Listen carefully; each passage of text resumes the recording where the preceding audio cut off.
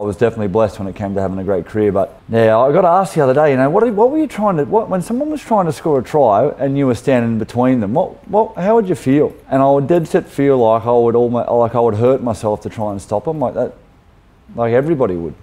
Oh, well, maybe not everybody. I've seen some players get out of the way, but you sort of I just would throw everything into it, and same when you're trying to score a try, you're throwing everything into it. And yeah, I just think, in life, in general, if you're not doing that in your chosen profession or in your chosen field, not throwing everything into what you're trying to put together, be it in, music, in sport, in business, in anything, then you just, you're going to be mediocre, and, you can probably get by, but you're never going to be truly successful. And yeah, I just think, nobody becomes successful in anything without being like obsessed for a period of time, like full-on obsession. And yeah, that's what it takes to succeed. And I had it, definitely. From the age of about 15 onwards, I was obsessed. And I got asked a lot when I was a kid, or I get asked a lot by kids, when I'm talking at schools, "Oh, were you a good student?" And I sort of have a bit of a laugh because I was not a good student. But I'll tell you what, anyone who was around me from the age of 15 onwards knew exactly what I was about.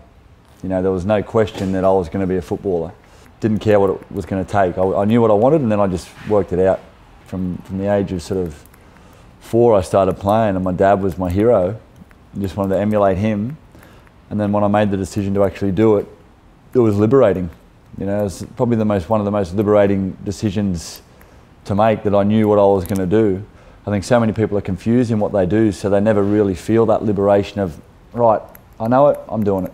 And to have that at such a young age, I look back now, because I went through a bit of a period after I retired of not having that feeling of what I was going to do. But then, just recently making that decision again and focusing on business, and yeah, it's a good place to be. And when you're in it, you probably don't realise it, but when you're seeing guys try to get in it, you realise it. I've been retired for 4 years now, and it was hard. I look at the game now, I watch the boys training, and I mean, look, I can still do it. I believe I can still do it, but just what it takes to do it, I don't think I'd be prepared to do it. And seeing my son try to achieve it now, you think, I sort of took it for granted probably, because I sort of achieved. And seeing young fellas now and watching these young kids try and get up and get into the top grades and stuff, you just realise, wow, it's a tough gig. And yeah, the average career is about 26 games. I think it's just over a season, or just under 2 seasons. Don't miss it at all. I barely watch it. I retired on my terms, which made life a lot easier. I retired because I didn't want to play anymore, not because I couldn't play anymore.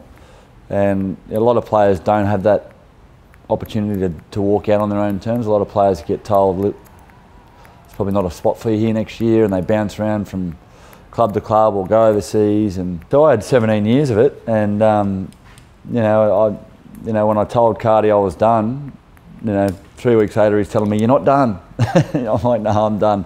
He goes, "Maybe just don't say you're retiring." And then I had Ewan McKenzie ring me. He goes, "Mate, can you just say in your speech you're retiring from Rugby League, because I want you to come to the Reds next year?" I'm like, "No, mate, I'm retiring."